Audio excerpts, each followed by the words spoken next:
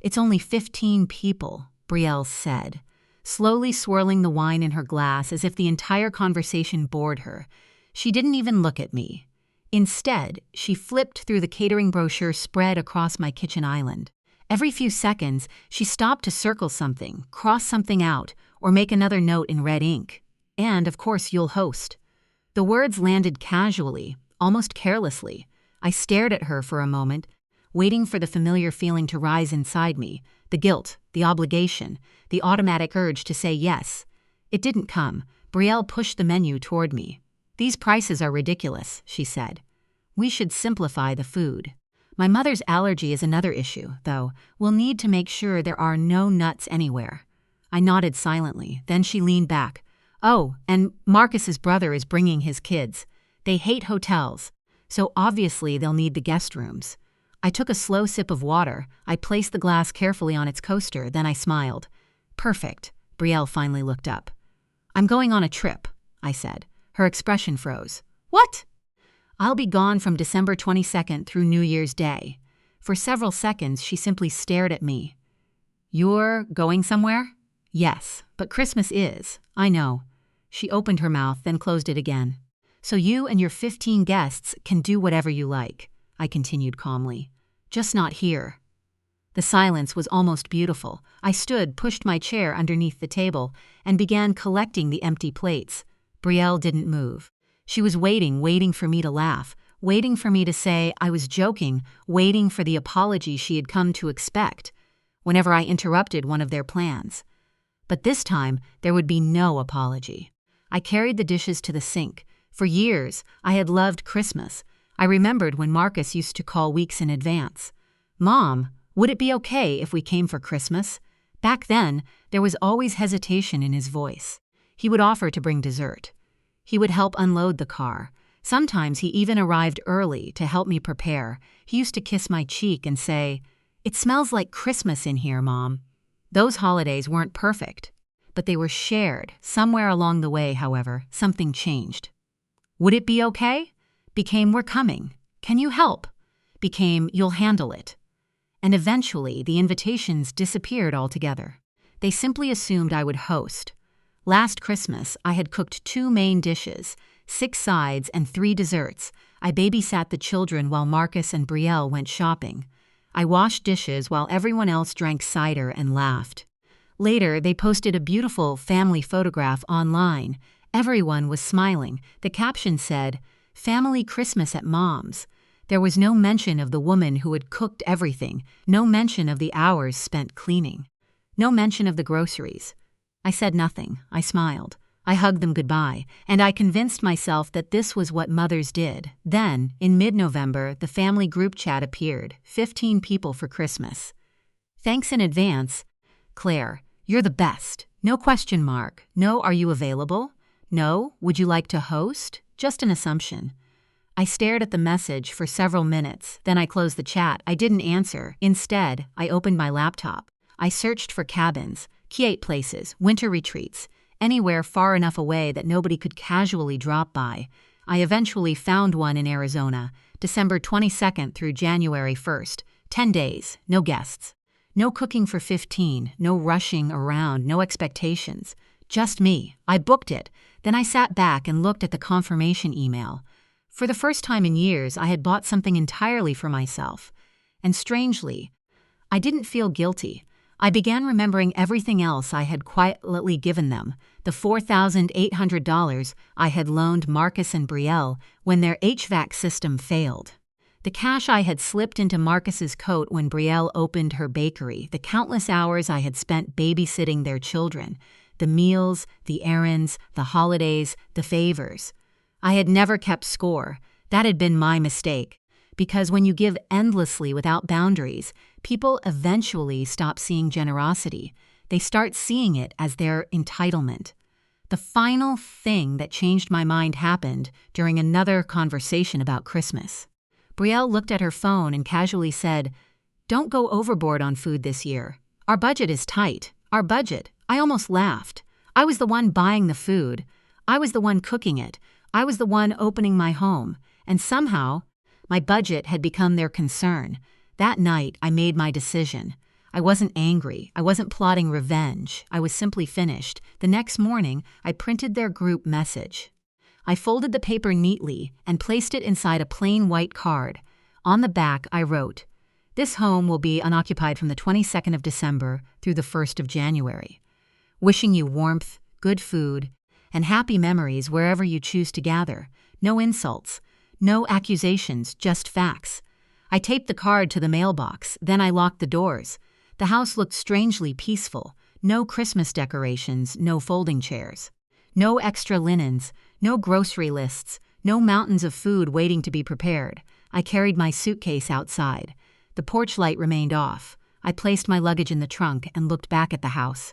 For years, it had been full of people, yet somehow I had often felt invisible inside it. This time, I was choosing to leave before anyone could make me feel that way again. I started the car. The radio filled the silence with old soul music. As I pulled away, I glanced once more at the mailbox. The card was still there. They had no excuse. They had been told. They simply weren't used to believing that I could actually say no. And soon, they were going to find out that I meant it. I was already halfway to Arizona when my phone began vibrating across the passenger seat. The first call came from Marcus. I watched his name appear on the screen. I didn't answer. A second call followed almost immediately, then a third. Finally, a message appeared. "Mom, where are you?" I smiled faintly, not because it was funny, because the question itself explained everything.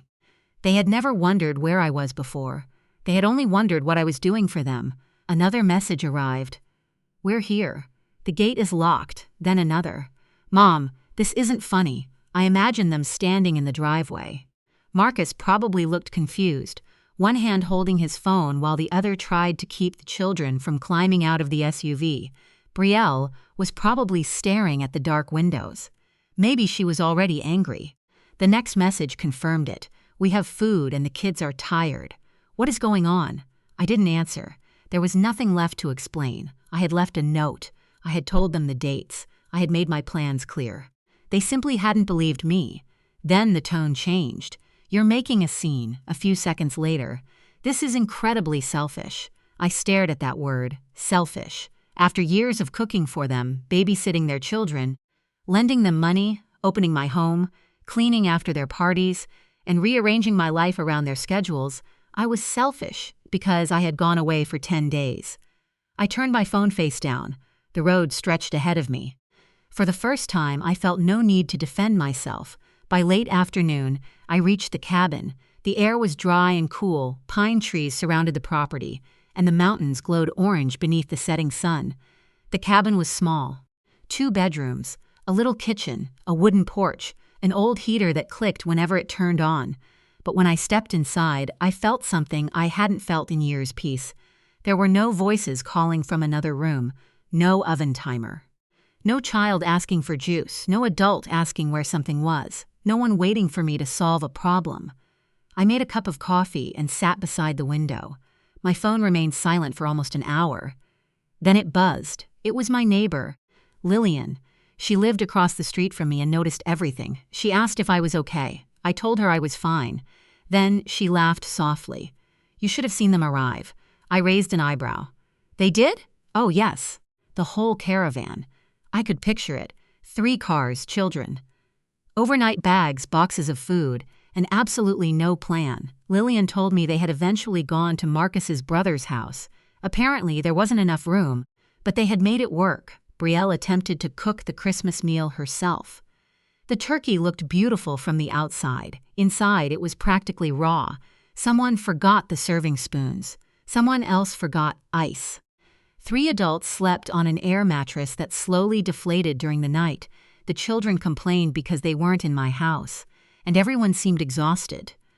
I listened quietly. Years ago, I might have felt guilty. I might have driven home immediately. I might have rescued them, but this time, I didn't. "Did they say anything about me?" I asked. Lillian hesitated. "They told people you needed rest." I almost laughed. Rest. That was a convenient version of the truth. They couldn't tell everyone that I had planned the trip. They couldn't say I had warned them. They couldn't admit that I had simply refused, so they created a softer story. I was overwhelmed. I needed space. I wasn't feeling well, anything except the truth. I had chosen myself. That evening, I sat on the porch, beneath a sky crowded with stars. I wrapped myself in a cheap blanket I had bought at a gas station. It wasn't fancy. It wasn't sentimental, but it was mine. I realized something then. I hadn't left to punish anyone. I hadn't wanted them to suffer. I simply wanted to discover what my life felt like when I wasn't constantly serving everyone else's needs. And I liked what I found. Christmas morning was quiet. I woke without an alarm. No footsteps rushed through the hallway. No one shouted from the kitchen. No one needed breakfast. I dressed slowly and drove to a small diner nearby. The waitress brought me a cinnamon roll and coffee. I sat by the window and watched a hawk glide above the distant cliffs. There was something almost strange about having nowhere to be. For decades, every holiday morning had been a race. This morning, I had nowhere to go, and nobody was waiting for me. I realized how much I had missed that feeling. My phone buzzed. Marcus, you really left us hanging. That's not like you. I read the message twice. He was right. It wasn't like me. But maybe that was exactly the point. The woman who had always said yes was disappearing, and in her place was someone who had finally learned that saying no didn't make her cruel. It made her honest. I put the phone away. Outside, the sunlight spread across the desert.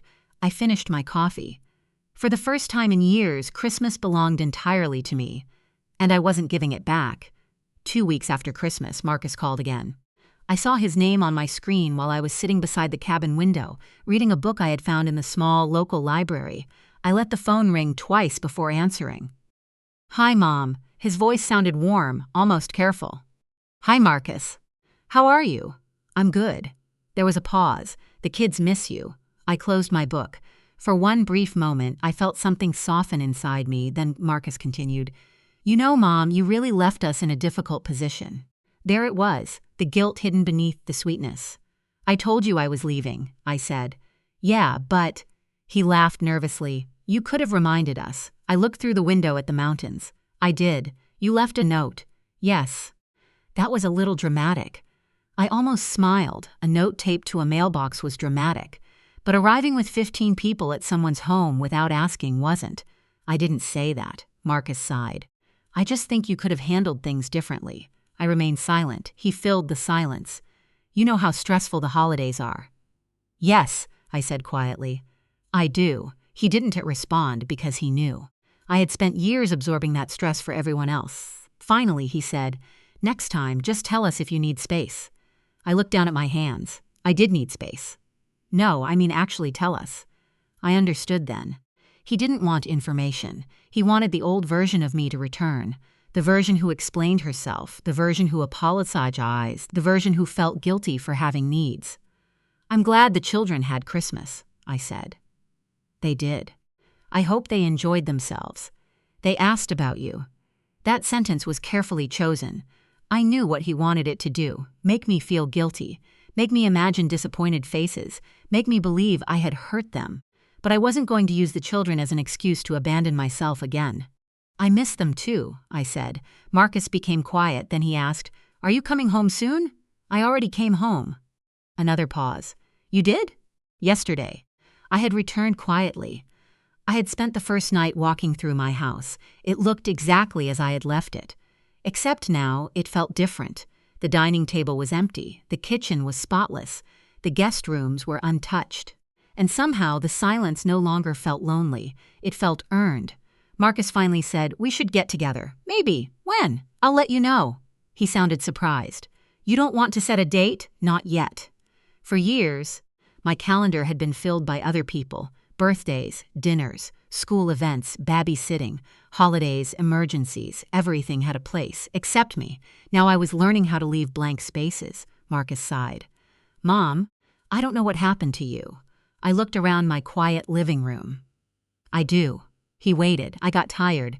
He didn't know how to answer that. Neither did I. Once, I used to think being tired was something mothers simply accepted. You cooked while tired. You cleaned while tired. You smiled while tired. You said yes while tired. Eventually, I realized exhaustion wasn't proof of love. It was often proof that something needed to change. After the call ended, I placed the phone on the table. I didn't feel victorious.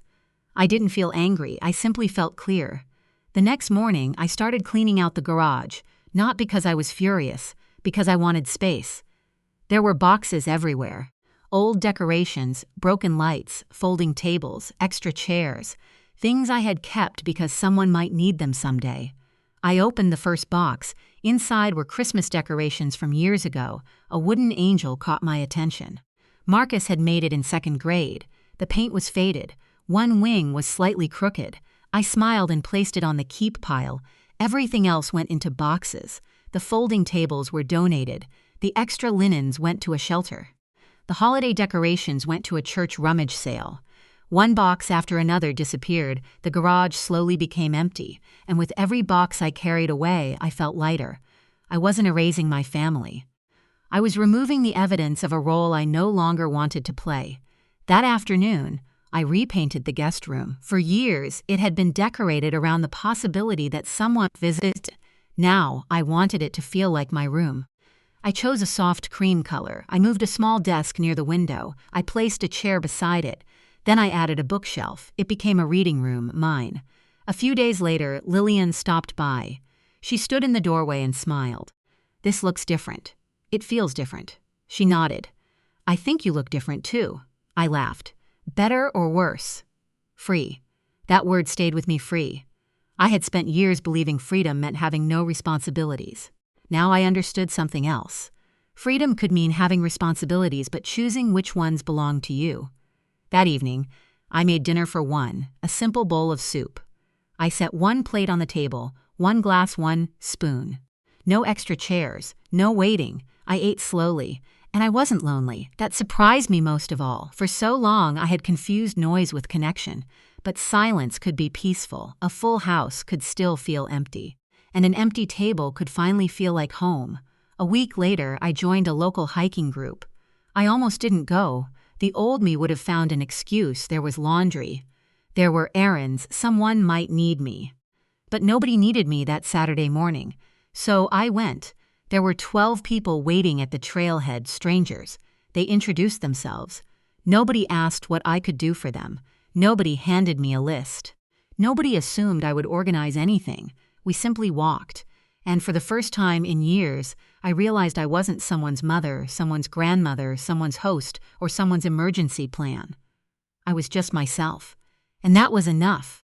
By early spring, my life had settled into a rhythm I barely recognized. I woke when I wanted. I made coffee slowly. I went hiking on Saturdays. I read in the afternoons and cooked only when I felt like cooking. There was no schedule built around everyone else anymore. Then one afternoon, while scrolling through my phone, I saw a photograph posted by Brielle. She was standing in her newly painted kitchen with her arms crossed. There was no smile. The caption said, "This year taught me not to rely on anyone." I stared at those words for several seconds.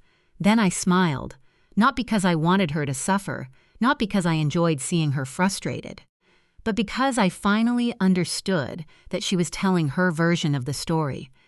And I didn't need to correct it. She didn't need to know that I had never promised to host. She didn't need to know that I had planned my trip carefully. She didn't need to know that the woman she considered unreliable had spent decades being the most reliable person in her life. Let her believe whatever made the story easier. I had stopped needing their approval. Easter came quietly. I didn't send invitations. I didn't remind Marcus about plans. I didn't ask what the children wanted. Instead, I bought myself a small pie. I set the table with one plate, one fork, one glass. I ate near the window while sunlight moved across the floor. There was no loneliness in it. Only peace. That realization was enormous. I had spent years fearing empty chairs. Now I understood that an empty chair wasn't a punishment. Sometimes it was freedom. Mother's Day arrived a few weeks later. I waited for the phone to ring. It didn't. There was no card, no flowers, no message from Marcus. Instead, I saw another photograph online. Marcus and Brielle were standing near a rocky coastline in Maine. They looked happy. The caption read, "Much needed family reset." I looked at the photograph, then I closed the app. I didn't feel forgotten. I felt strangely relieved. Because I no longer needed a holiday to prove whether I mattered.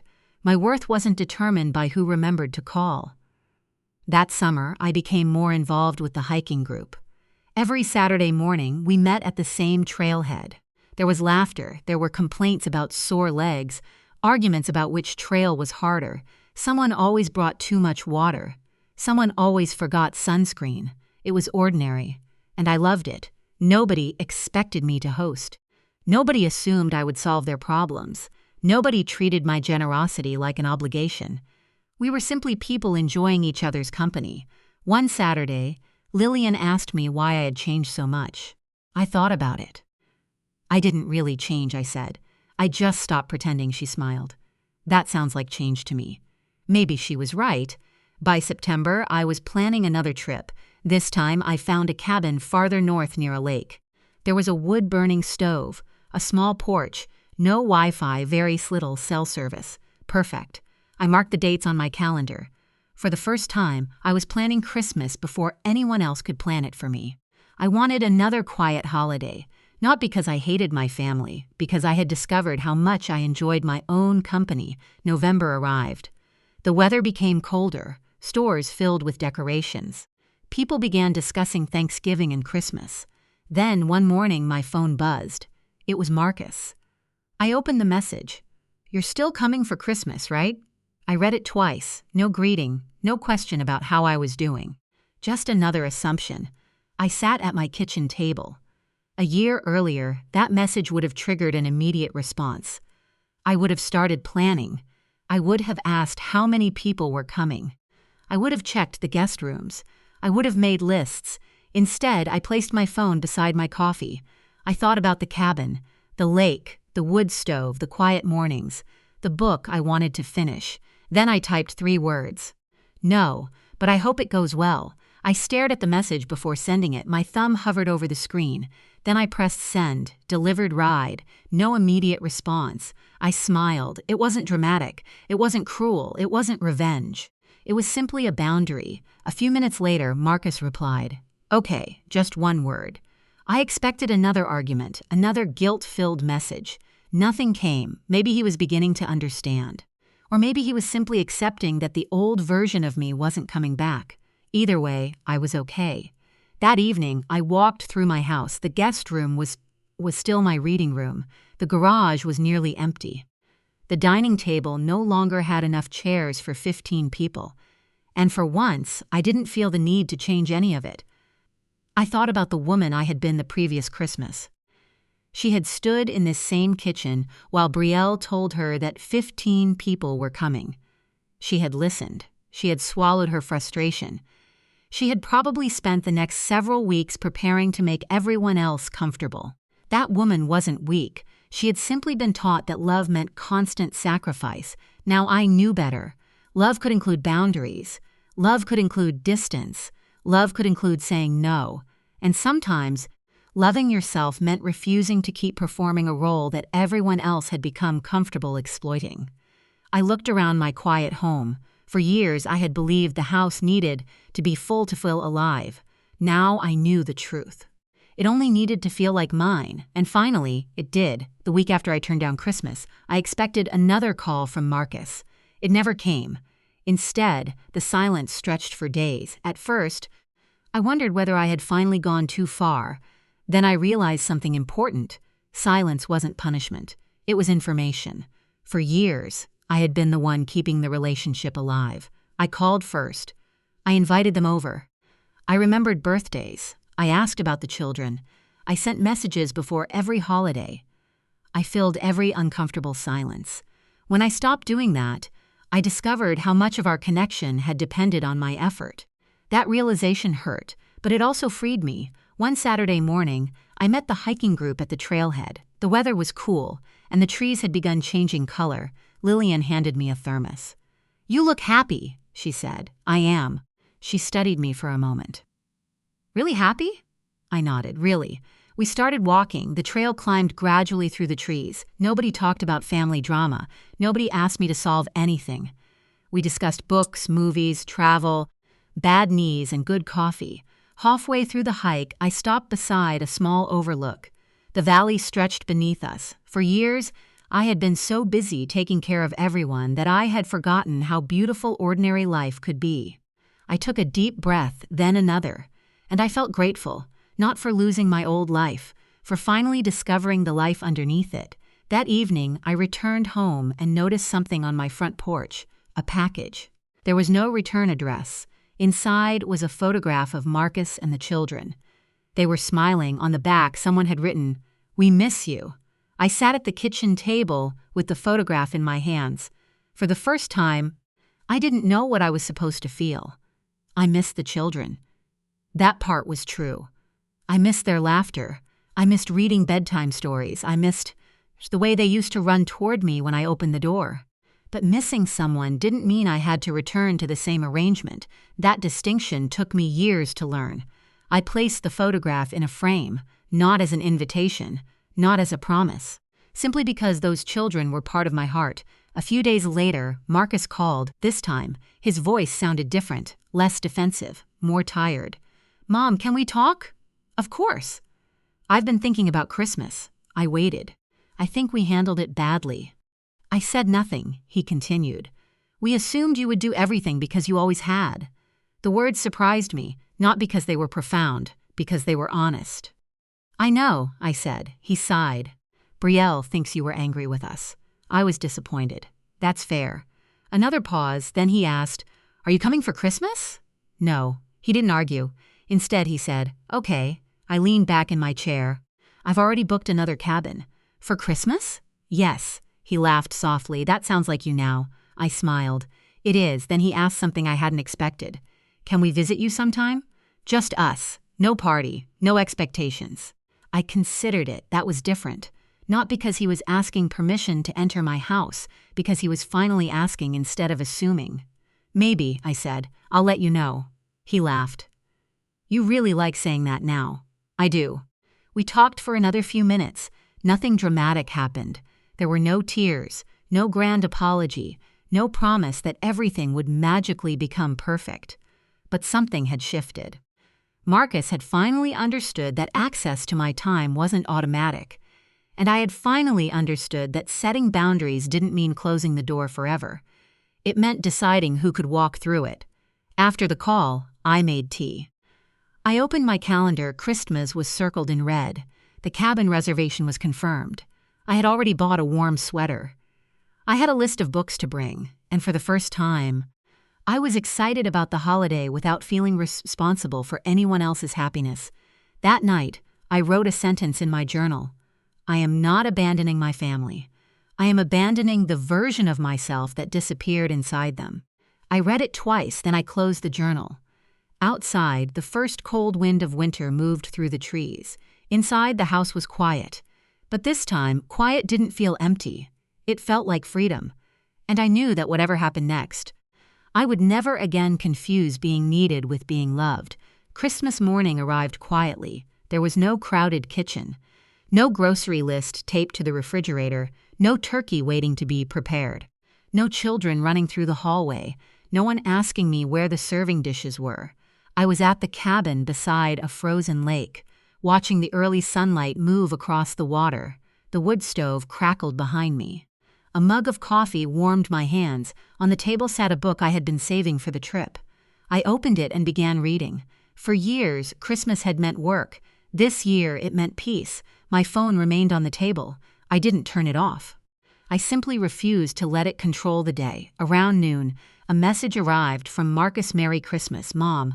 We love you." I stared at the words, then another message appeared. "The kids hope you're having a good time." I smiled. I typed a simple response, "Merry Christmas. I love you all too. Enjoy your day, nothing more, no explanation, no guilt, no promises." I set the phone down, then I returned to my book. Something about that moment felt important. A year earlier, I had been sitting at my kitchen table while Brielle casually assigned me 15 guests. I had been expected to cook, clean, prepare, host, smile, and thank them for allowing me to do it. Now I was sitting beside a lake, alone by choice, and nobody was angry enough to ruin my peace. That was when I finally understood what had changed. It wasn't them, it was me. I had stopped asking whether they approved of my choices. I had stopped measuring my worth by how useful I was. I had stopped believing that saying no required a 10-minute explanation. And most importantly, I had stopped feeling guilty for enjoying my own life. When I returned home after New Year's, the house looked exactly as I had left it. I unpacked slowly. The wooden angel Marcus made as a child sat on my bookshelf. I touched its crooked wing and smiled. There were memories worth keeping. But memories didn't require me to sacrifice my future. A few days later, Marcus and the children visited. There was no crowd, no catering, no holiday agenda. Just 4 people sitting around a table. The children told me about school. Marcus asked about my trip. Brielle was quieter than usual. Eventually, she looked at me. "I owe you an apology." I waited. She took a breath. "I treated your help like it was guaranteed." I nodded. "I should have asked." "Yes." She looked down. "I was wrong." The words were simple. They weren't dramatic, but they mattered. I didn't need her to suffer. I didn't need her to admit I had been right about everything. I only needed her to understand that my kindness had never been an obligation. "I appreciate you saying that," I told her. The children interrupted us by asking for dessert. We all laughed. For the first time, I realized that boundaries hadn't destroyed my family. They had changed the way my family interacted with me. That was different. After they left, I stood in the doorway watching their car disappear down the street. I didn't feel abandoned. I didn't feel used. I felt peaceful. The following spring, I planted herbs in small pots beside my kitchen window. Basil, mint, rosemary. Every morning, I watered them while drinking coffee. It was such a small routine, but it belonged completely to me. My life became filled with small things I had once postponed. A hiking trip, a new book, a painting class, a weekend by the lake, dinner with friends, quiet mornings. Long walks. I learned that freedom didn't always arrive with fireworks. Sometimes it arrived as a locked suitcase sitting beside your front door. Sometimes it looked like a cabin reservation. Sometimes it was 3 words typed into a phone, "No, but thanks." And sometimes it was simply sitting at a table meant for 15 people and realizing you were perfectly happy with 1 plate. I never stopped loving my family. I never wanted revenge. I never wanted Marcus or Brielle to feel abandoned. I simply wanted them to understand that I was a person before I was a mother, a woman before I was a grandmother, and a human being before I was the person everyone called when they needed something. Years of quiet sacrifice had taught them to expect my yes. One simple no taught all of us something different. Now, when Christmas approaches, I don't wait for someone else to decide where I'll be. I choose. Sometimes I go to the cabin. Sometimes I invite the children. Sometimes I spend the day with friends. And sometimes I sit alone beside my window with coffee and a good book. Every choice feels like mine. That's the part I value most. I used to think family meant always being available. Now I know family means respecting each other's lives. I used to believe love required sacrifice. Now I understand that healthy love also requires boundaries, and I used to think saying no would make people stop loving me. Instead, it showed me who could love me without needing something from me. The house is quieter now, but it is warmer, the table is smaller, but every seat is chosen. The guest room is no longer waiting for someone else's convenience. It is my reading room. The garage is nearly empty. The Christmas decorations fit into one small box. And on top of that box sits the wooden angel Marcus made in 2nd grade. I kept that one, not because I owe him anything, because some memories deserve to stay. I still remember the night Brielle said, "It's only 15 people." She probably thought she was asking for another Christmas. What she actually gave me was something much more valuable, a reason to finally stop living according to everyone else's expectations. I didn't slam the door. I didn't scream. I didn't demand repayment for every favor. I simply left. And in leaving, I discovered something I had forgotten. My life was still waiting for me. There were roads I hadn't traveled, books I hadn't read, people I hadn't met, mornings I hadn't enjoyed, places I hadn't seen. There was still so much living left to do. So when someone asks me now what happened that Christmas, I don't tell them about the locked gate. I don't tell them about the angry messages. I don't tell them about the turkey that wasn't cooked properly. I tell them this: I finally realized that I didn't have to earn my place in my own life. I already belonged there, and once I understood that, I never gave that place away again.